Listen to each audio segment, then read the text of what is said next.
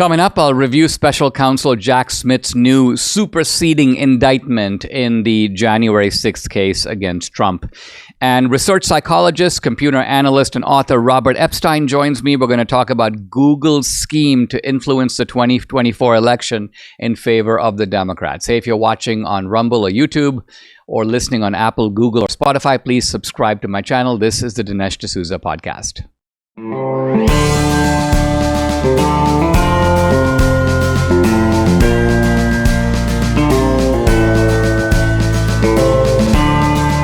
America needs this voice. The times are crazy. In a time of confusion, division, and lies, we need a brave voice of reason, understanding, and truth. This is the Dinesh D'Souza podcast.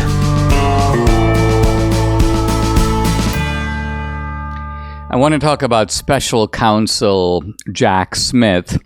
And I hesitate for a moment even to use the word special counsel because Jack Smith has been booted from that position by Judge Aileen Cannon in Florida. In fact, she dismissed the whole case, the so-called classified documents case, on the grounds that the appointment of Jack Smith is unconstitutional. Now, that ruling applies to that case and applies to Florida. It doesn't automatically apply everywhere else. And so Jack Smith is still special counsel in the Washington, D.C. case. This is the January 6th case, the supposed efforts by Trump to rig the election and to interfere in the electoral process. Now, Jack Smith has filed what is, in legal terms, called a superseding indictment. It's kind of like saying, I filed an indictment. The Supreme Court has stepped in with its broad immunity ruling, declaring that Trump has broad-based immunity for any actions taken as president. And Jack Smith, that set him back. So what he has done is he's kind of gone back to his old indictment and done a kind of a cut and paste. He's essentially said, all right, I got to take some stuff out because I had stuff in the old indictment where Trump is clearly acting in his official capacity. Let me sort of just remove some of that and then refile the indictment. The superseding indictment means like ignore the old one. Here's the new one. Let's work off of this one. And Jack Smith knows that in doing this, he's got a sympathetic judge. He's got a left-wing judge. He's got a judge that is almost like his legal dance partner, so to speak, in which I won't say that Jack Smith is completely leading her. They're both kind of leading alternatively, but they are working as a team. And he knows that, and he knows he can kind of count on that. He couldn't obviously count on that with Aileen Cannon, who's a Republican appointee. Now, there is a rule in the Justice Department's manual which says, I'm now quoting, that prosecutors should avoid taking actions that, quote, have the purpose of affecting any election or for the purpose of giving an advantage or disadvantage to any candidate or political party. This would seem right away to be contravened by Jack Smith's action. He's filing a case and it is very close to the election. In fact, some places have early voting that begins as early as September 20th. So just about 3 weeks from now.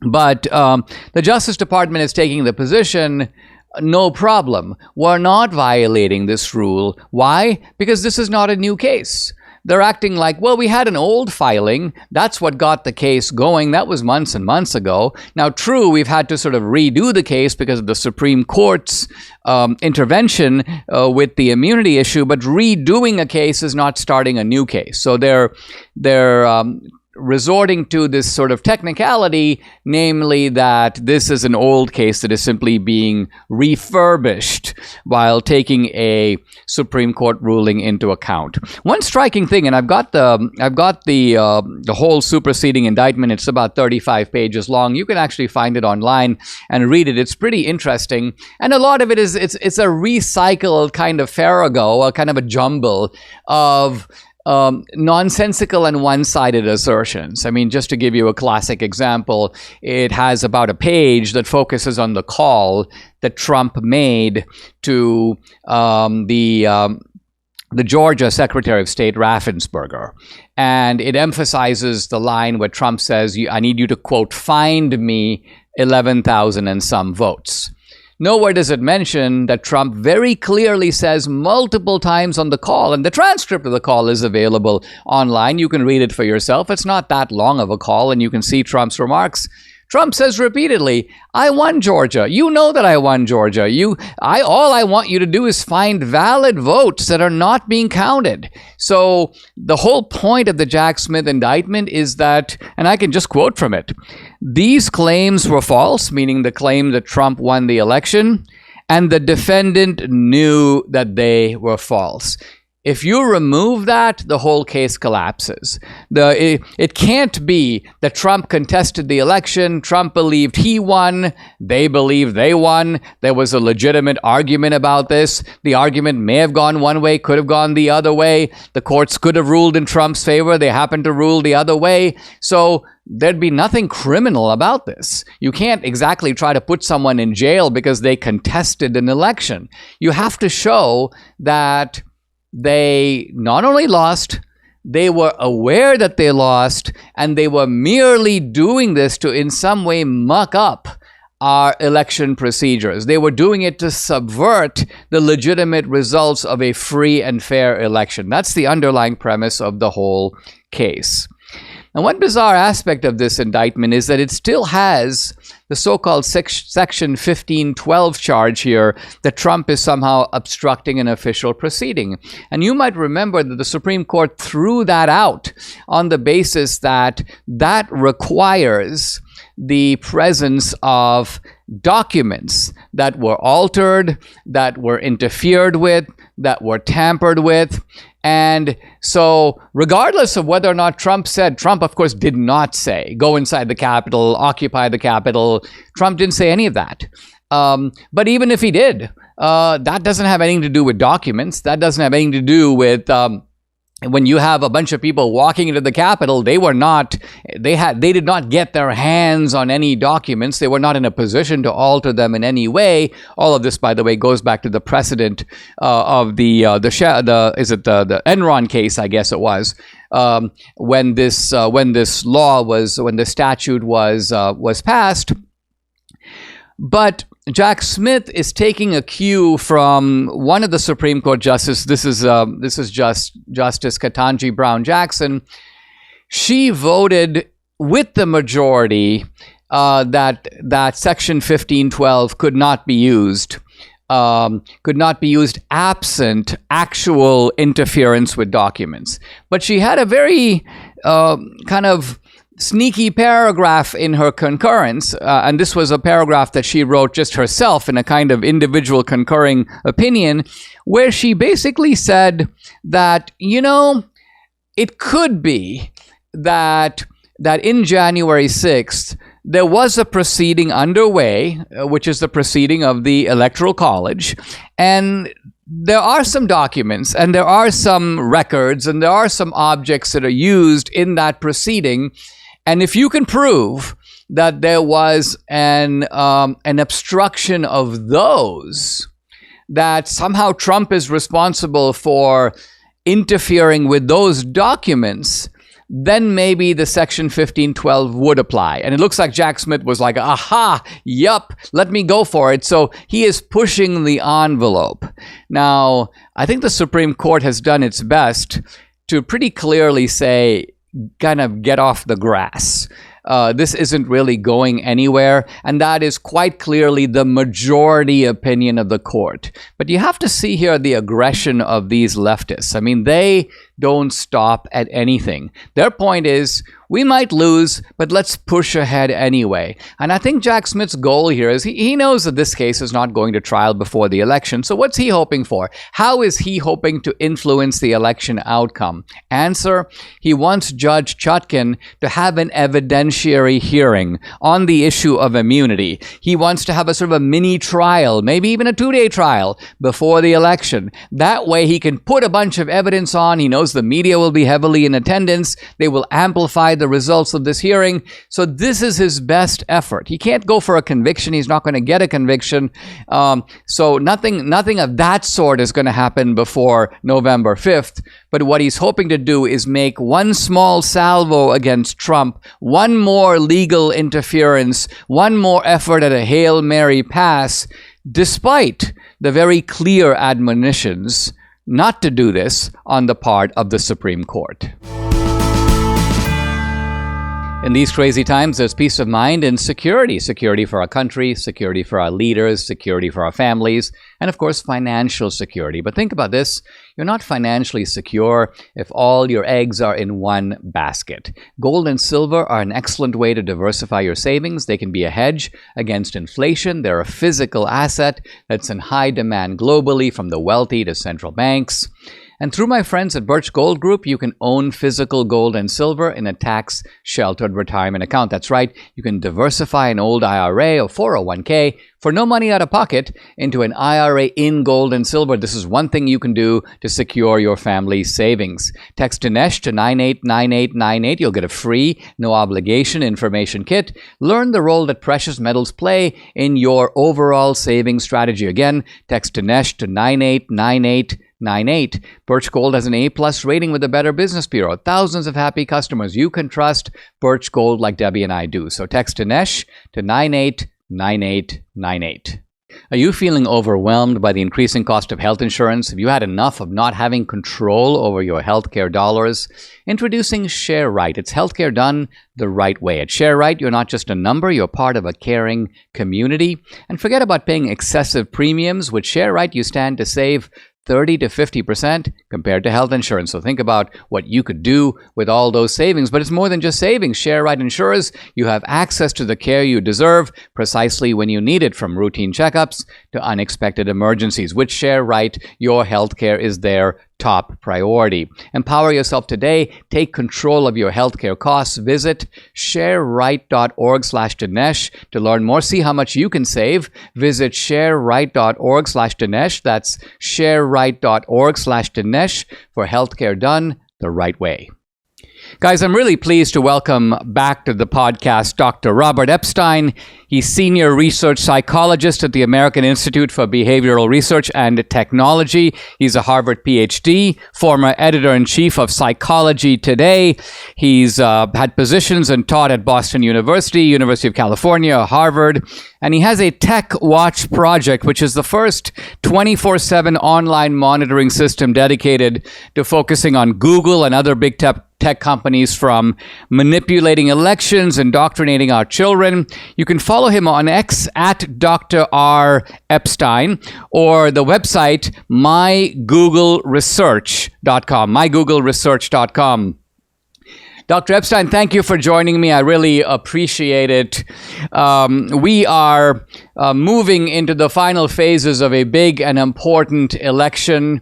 And of course, everyone is concerned with the role that these digital platforms are going to play, obviously not just in the mere facilitating of information, but in the manipulation of algorithms and the manipulation of outcomes. I see just a couple of days ago, Mark Zuckerberg admitted that he was pressured by the Biden regime to censor Americans, that he acceded to that pressure. He even says that they gave in to the FBI's pressure and throttled the Hunter Biden laptop story. I've always thought that while the problems at Facebook and Instagram are severe, they are nothing compared to the problems at Google and the ability of Google to manipulate what we see and what we know about what's going on. Talk a little bit about your research and what people should know as we move toward November. Well, first of all, thank you for having me back on. And I really should point out that since I was last on, which I think might have been roughly a year ago, my team has made really miraculous, unbelievable progress in building the world's first nationwide monitoring system. We're basically now doing to these companies what they do to us and our kids and our grandkids 24 hours a day. They surveil us. Google alone surveils us over more than 200 different platforms, most of which no one has ever heard of. And now we're surveilling them.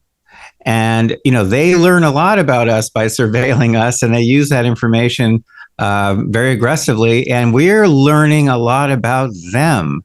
I have a big monograph coming out soon, which, in my opinion, settles the issue about whether they're suppressing conservative content. I show absolutely conclusively that they are on a massive scale, and they're manipulating votes on a massive scale.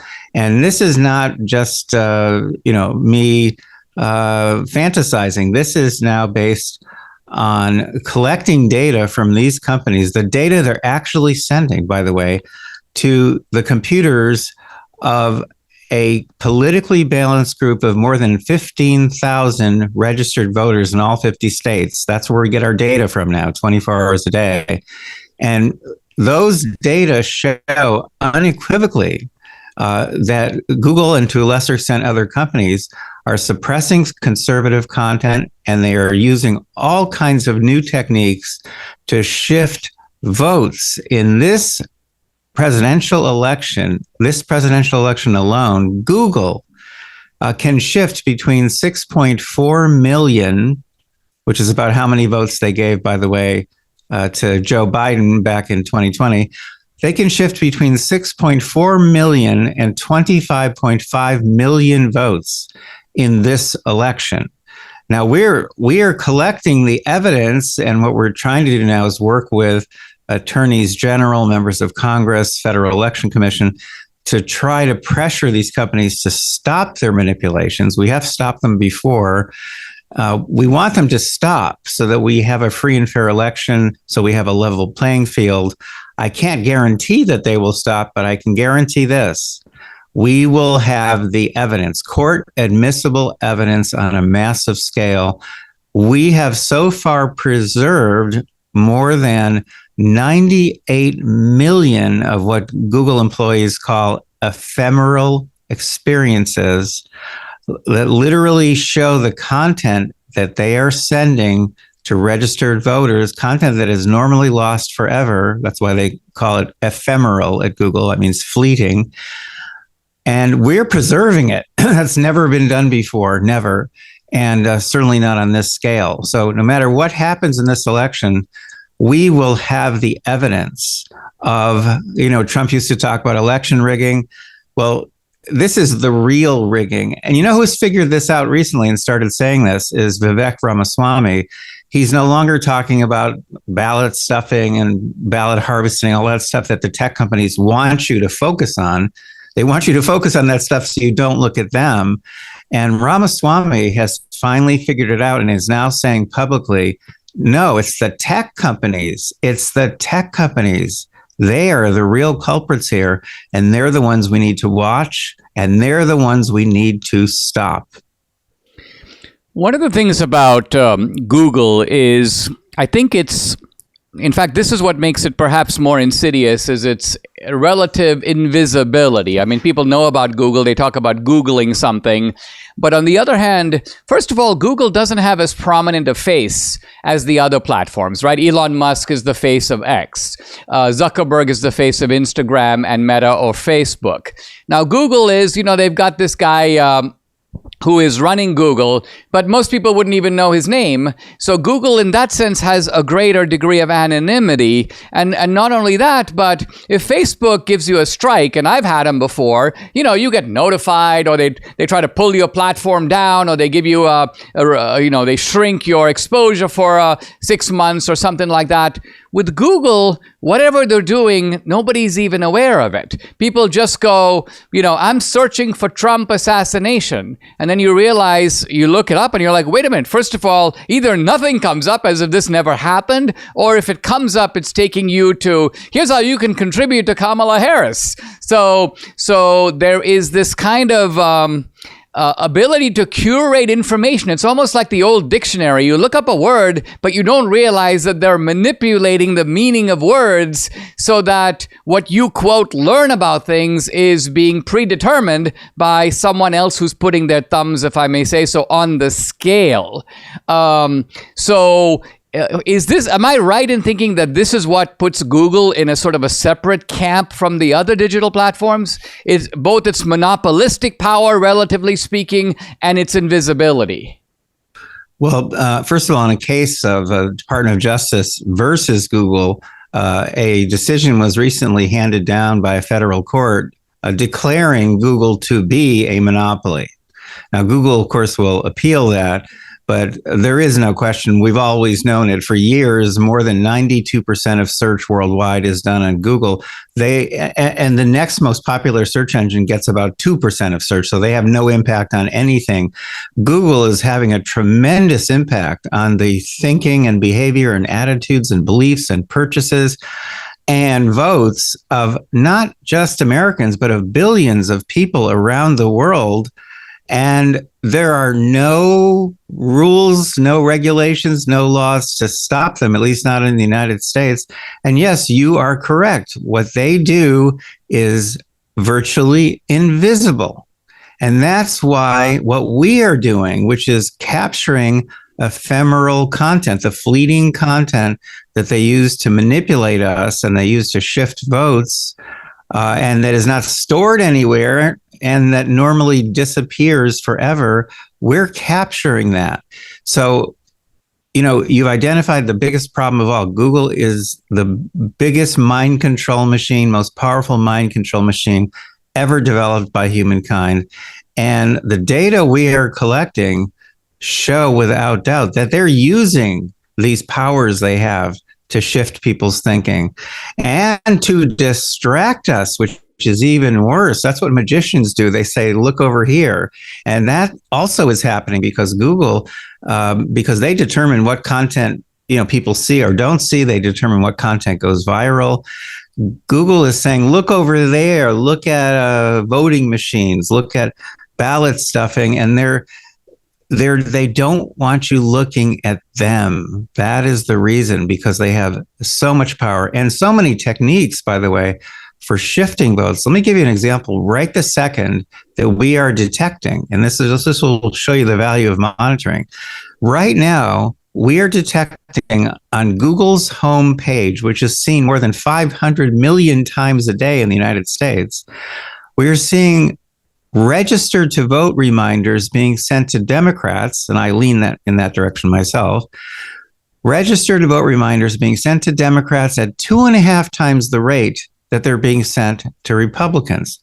Now think about what impact that has over time. And then look forward a little bit. Those are going to turn into partisan mail in your ballot reminders. And those are going to turn into, and this is the real killer, those are going to turn into partisan go vote reminders. On election day alone, if Google is sending out go vote reminders on its homepage in a partisan fashion, that can easily give their candidate of choice, and of course we know who that will be, since 96% of their donations go to Democrats, that will easily shift on election day itself more than 450,000 votes to one candidate. That's the kind of power that we're talking about here. And except for us having a monitoring system in place, and we're the only team that's ever built them, no one would know. See, that's what you were pointing out. No one would know that they're sending out go vote reminders in a partisan fashion, because how would you know unless you're monitoring?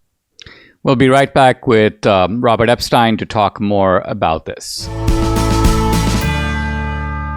You asked, and MyPillow, listen, they're finally bringing you the most requested offer ever. Right now, you can get the queen size premium MyPillow for just $19.98. Wow. MyPillow is made with patented adjustable fill. It adjusts to your exact individual needs. Regardless of your sleep position, it helps to keep your neck aligned and holds its shape all night long so you get the best sleep of your life. But that's not all. Good deals all around. Get the 6-piece kitchen or bath towel sets, just $25. The brand new mattress topper as low as $69.98. The famous MyPillow bed sheets for as low as $25, and so much more. Call 800-876-0227. The number again, 800-876-0227, or go to mypillow.com. When you use promo code Dinesh, you get big discounts on all the MyPillow products, including the premium queen size MyPillow, only $19.98. That's the lowest price ever, so don't delay. Order today. Go to mypillow.com. Don't forget to use the promo code. It's DINESH, Dinesh. Guys, if you'd like to support my work, I'd like to invite you to check out my Locals channel and become an annual subscriber. I post a lot of exclusive content there, content that's censored on other social media platforms. On Locals, you get Dinesh Unchained, Dinesh Uncensored. You can also interact with me directly. I do a live weekly Q&A every Tuesday. No topic is off limits. I also have uploaded some cool films to Locals. I've got Dinesh's movie page up there, documentaries, feature films. 2000 Mules is up there, the film that came out last year, Police State, and big new film coming out this fall. Hey, if you are an annual subscriber, you can stream and watch this movie content for free. It's included with your subscription. So check out the channel. It's dinesh.locals.com. I'd love to have you along for this great ride. Again, it's dinesh.locals.com. I'm back with Dr. Robert Epstein, Senior Research Psychologist at the American Institute for Behavioral Research and Technology. Follow him on X, Dr. R. Epstein, or website, mygoogleresearch.com. Dr. Epstein, this is all so creepy and so terrifying. And you're, as you say, a virtually solitary ombudsman who is tracking this. And now, here's my question. The ordinary citizen may say, well, I feel helpless. Like, what's my recourse? I can follow Dr. Epstein's research. I can see what's going on. Is there anything I can do beyond that? And second, what if you are asked to speak at a convention of Republican attorneys general and they hear exactly what you told me and they go, hey, we are ready to do whatever we can. What is it that you would recommend we do? Because, of course, Google might say, of course, Google doesn't claim to be partisan. They're always saying, oh, no, we're very neutral. We don't take sides. But let me play the devil's advocate from their point of view, and let's say they were to say, yeah, we're a private company, Dr. Epstein. We are entitled to have our own preferences. We're entitled to direct people to see the things that we like. Of course, we're manipulating the algorithm. So what? What can you do about it? And moreover, we want Kamala Harris in the White House because she's going to have policies more favorable to us. Nothing we're doing is against the law. You can scare people all you want about what we're doing, but we're just going to go right on doing it. So my question is, well, how would one respond to that kind of arrogant declamation? Well, first of all, that arrogance guides everything they do. So let's not kid ourselves. That is exactly how they think. But, I've been in touch with AGs and members of Congress and others for a long, long time, almost 10 years. And what they are saying to me is that in the past, when people have gone after Google in the US, they've never really had any data. They've had some whistleblowers, they've had some screenshots, like lately, when you were searching for Trump assassination attempt, you were not getting information. You were getting information about Abraham Lincoln. So those are anecdotes, though. When people have gone after Google, they've mainly had anecdotal data that doesn't hold up very well in court. So now the people I'm working with are very excited about what we're doing because we're collecting millions of instances. This search suggestion issue about the Trump assassination, that's an anecdote, but we're collecting search suggestions by the millions. And we are analyzing, we're getting better and better at analyzing that content. And of course, we're seeing extreme political bias. If people want to take a look, by the way, at the data we're collecting, and it's a real-time dashboard, I'm very proud of this. Please go to America's, with an S, americasdigitalshield.com. That's where people should go now, because this is new. I introduced this to Congress last December. It was my second time testifying. It's America's, with an S, digitalshield.com. And I'm happy to say at that congressional hearing, they actually came up with the tech they needed and set up big screens, and they showed people this real-time dashboard, which shows the amount of data we're collecting, and it shows the political bias on Google, on YouTube, and other platforms. And we keep expanding and improving this data collection system. So the point is, our authorities are going to be able to go after Google, not with anecdotes, but with court admissible data on a massive scale. This changes the entire game. And the bigger this system gets, the greater the threat we pose to these companies, which makes us all, frankly, a little nervous. We've had some disturbing incidents. We are constantly under attack from hackers. We had a very serious hack about a month ago that was extremely sophisticated. This was not a high school student. This was a very sophisticated hack. So yeah, we're under attack, but that's a game we know how to play. This is tech versus tech. That's a game we can play.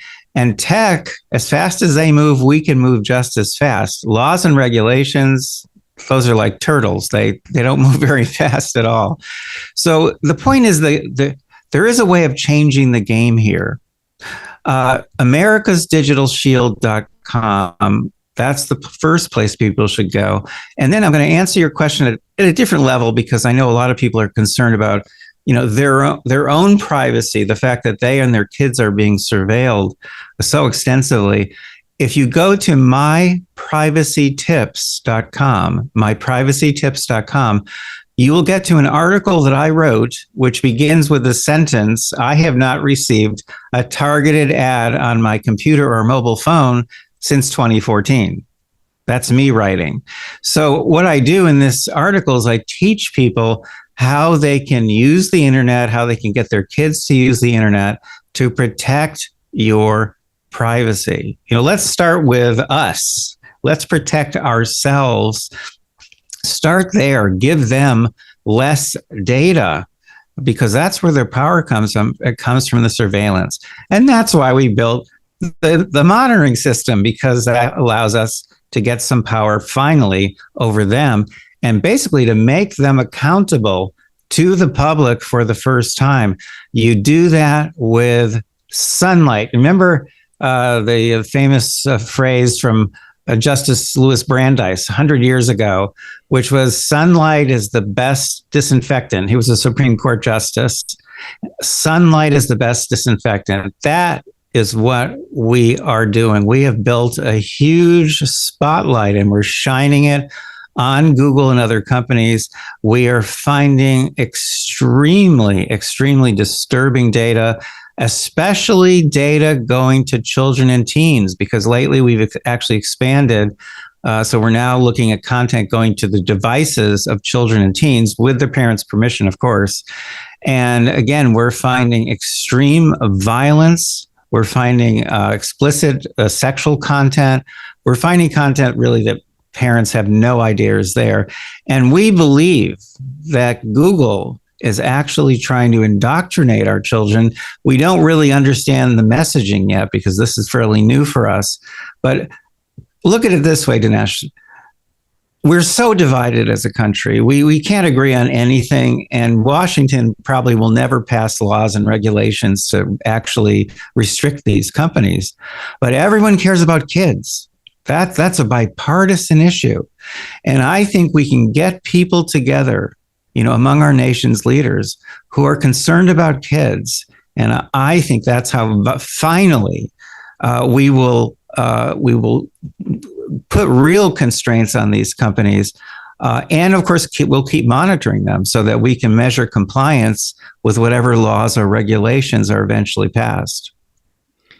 From what you're saying, though, Dr. Epstein, it seems to me that we're dealing with a threat even bigger than that, because Google is the closest thing to what Orwell had in mind when he's used the phrase Big Brother.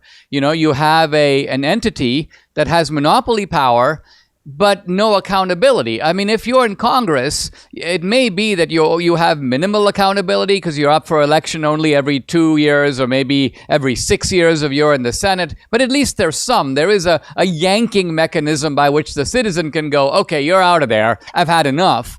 It doesn't seem that exists with Google. Now, in the past, the attorneys general of Louisiana, of Missouri, have tried to use the lever of saying that these tech platforms are in collusion with the government to promote censorship, and that contravenes the First Amendment. The Supreme Court seems to be not entirely there in completely accepting this argument. And my question is whether there may be a different line of attack that somehow, let's just say that Trump makes his way across the finish line, you've got a Trump DOJ. Could they go after Google on the basis that Google is interfering with democracy by rigging elections, interfering in elections, exercising monopoly power? I don't just mean monopoly power in terms of corporate profits. I mean monopoly power over the public square of ideas. Absolutely. And there are some things that can be done. I just had dinner the other night with Ken Paxton, who's the Attorney General of Texas, has an office of 800 attorneys, and someone told me he sues Google for just for the sheer joy of it. So he's a fearless man. And I just had a call yesterday from the governor of Louisiana, who was there prior to that, their attorney general. He's also been very, very aggressive. So there are people out there, and there are theories. There are legal theories. So, for example, they are violating campaign finance law. That's very clear because they're making huge in-kind donations without declaring them. Now, it's true that Google would say, yeah, but they cost us nothing. When we put a go vote reminder on our homepage and it's seen 500 million times, that costs us zero. But that's not the issue. The issue is, what would they charge you or me to put a message on their homepage? $100 million, $1 billion? So there's that issue. And then there's another one. And you actually just hinted at it, which no one ever has when I've been interviewed before. So I compliment you. And that is this: the data that they collect and that they use to manipulate us, those data have become essential. So whenever goods or commodities or services like telephone communication, water, gasoline, whenever services or commodities have become essential, governments around the world step in and they take charge of those services or commodities. They regulate them because we can't live without them. So there have to be protections. So in other words, we're talking about consumer protection issues here. And this is not monopoly stuff. This is different area of law. And the fact is that General Paxton was very, very open to this idea when I mentioned it to him.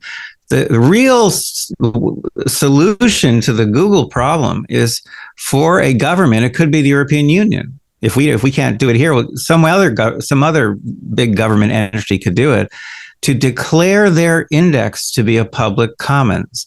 What is their index? That's the big database that they update every second that they use to generate search results. If that were declared to be a public commons, just like, again, we're talking about controls over essential commodities, telephone communications, things like that. If their index is declared to be a public commons, then around the world, other companies, high school students would be able to access the data and build their own search engines. And now search would become competitive again, which it used to be. And there'd be thousands of search engines all focusing on niche audiences and trying to get our attention. Doesn't that sound like something we know? Isn't that the way the news media works? exactly the same. And doesn't the news media draw all of its content from the same place, but then they package it differently? That's exactly what would be happening here. That index has to be made a public commons. I published an article proposing this in Bloomberg Businessweek. If you go to Epstein in businessweek.com, you'll come straight to that article. So this is a serious proposal. So there are a couple of legal avenues here. And by the way, that would also be very light touch regulation compared to other possibilities. That's very light touch regulation.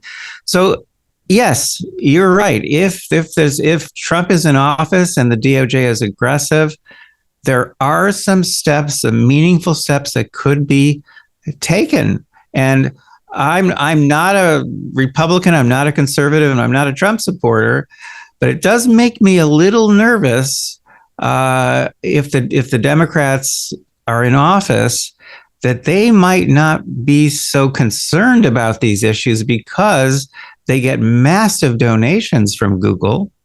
In 2016, Google was Hillary Clinton's largest donor. We're talking about Google executives in Democratic administrations controlling a lot of federal agencies in Washington. The Democrats are very tied in with big tech.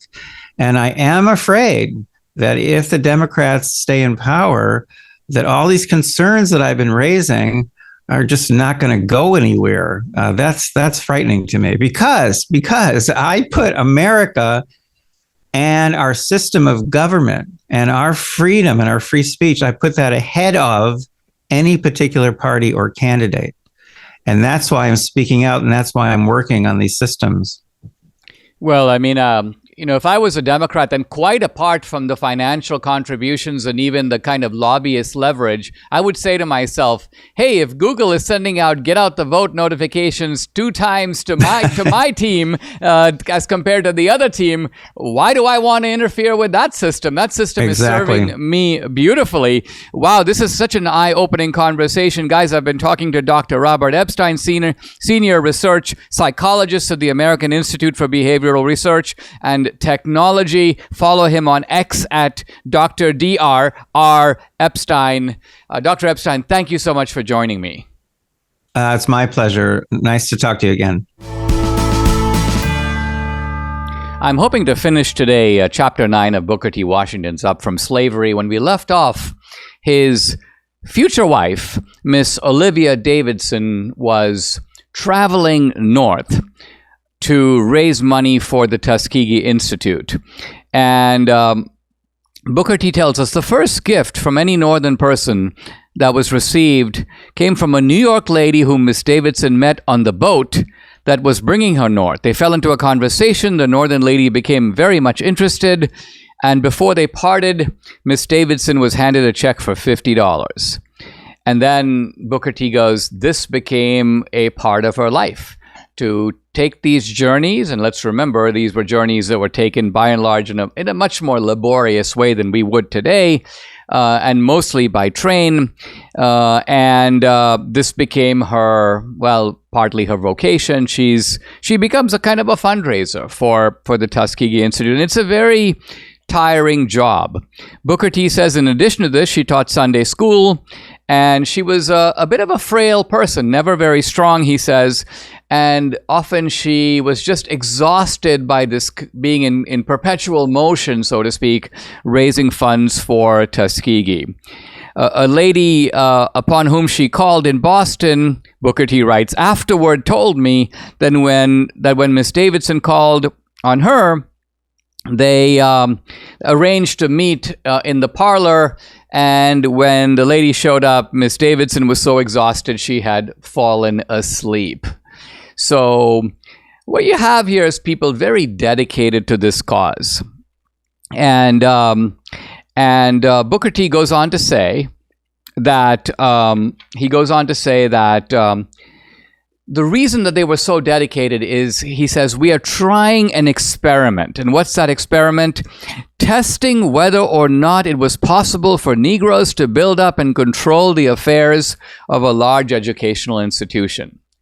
So notice that Booker T is not trying, DEI. He's not saying, hey, I'm an educated black man. You need to hire me to be the president of Vanderbilt University. No, he's like, I'm going to build my own institution.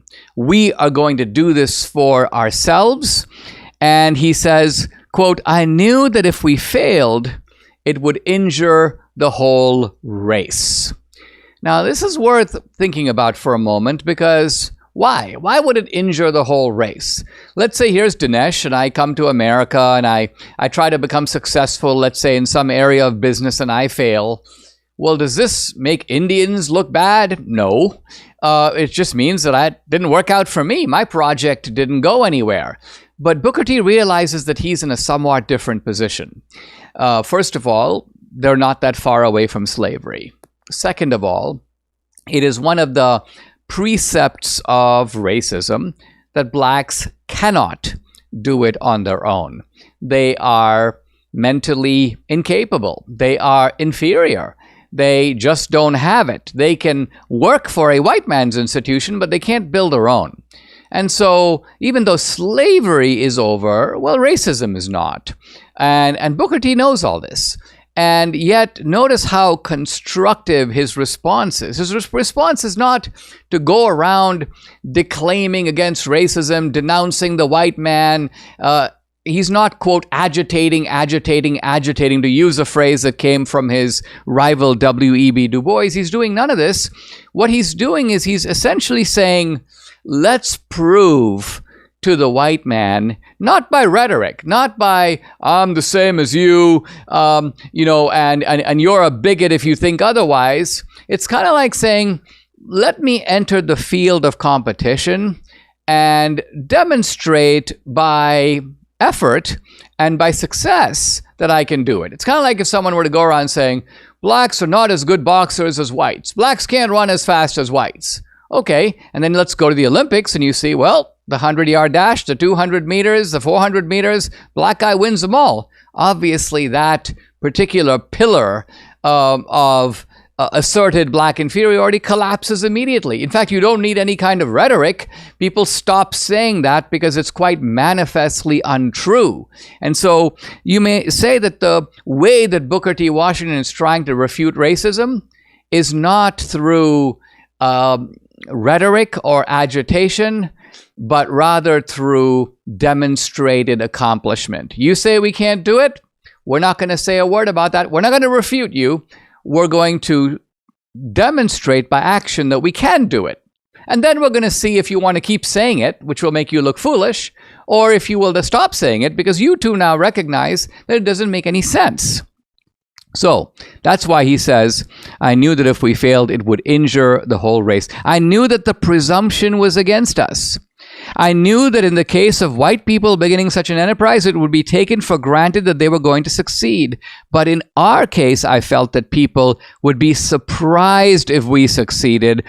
And here Booker T doesn't say explicitly, but I think he knows, and he is implying that it's not only whites who expect blacks to fail. It's blacks also. Why? Because having been in a position of enforced inferiority for a long time, you begin to think yourself inferior. You begin to say, well, wait a minute, I am probably in some ways cut out to be in this position because guess what? That's the position that I'm in. Why am I in it and not the other side? Why is it that blacks are being enslaved by whites and not the other way around? I mean, these questions are natural ones to creep into your mind. And so Booker T knows that there is a sense of expected failure from whites. Blacks are not able to do it. And that opinion is to a degree shared by blacks. So he says all this made a burden which pressed down upon us, and sometimes it seemed at the rate of 1,000 pounds to the square inch. So, in a sense, by tragic necessity, Booker T. Washington, he didn't apply for this job, he didn't seek this out, he becomes, in a way, the bearer of the reputation of the black race. Why? Because he is a Southerner. He is a former slave. he is taking up not the position. Let's remember. Let's go flash back into the antebellum, the period during slavery, when there was a small percentage of free blacks. About 8 to 10% of the entire black population was free blacks, and these free blacks were mainly in the North, but also in what we now call the Midwest. And of course, there were a few, not many, in the South. Most of the blacks in the South were slaves. So the slaves were the majority. And so the reputation of the blacks, even after slavery, didn't depend upon the small number of free blacks, but on the large number of now freed former slaves and their descendants. And those guys have no better representative, no better leader than Booker T. Washington. As I say, he didn't apply for this position, but in some ways, whether or not blacks in the South are seen as successful or as failures is now somewhat inevitably riding on his shoulders. Subscribe to the Dinesh D'Souza podcast on Apple, Google, and Spotify, or watch on Rumble, YouTube, and SalemNow.com.